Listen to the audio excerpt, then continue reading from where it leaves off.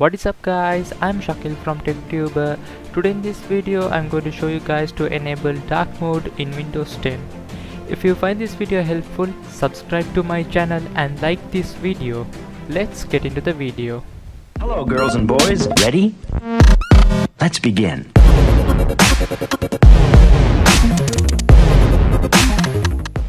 Before we enable dark mode, you have to check what version of Windows you have. To check it, click on Start and type WinVer and this will appear. Click on it and this pop-up will come out.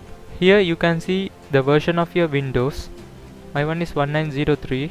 If you have Windows 1809, you can proceed. If you don't have Windows 1809, you have to go to Microsoft website and download the Windows October 2018 update. I'll leave this site in the description down below. You can go through that link and update it.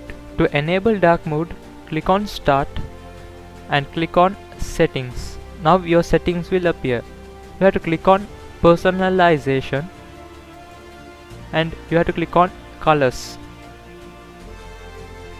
In the Colors section, on the top you might see choose your color to light or dark, or if you have 1809 Windows, you have to scroll down and in this area you will see your light or dark theme.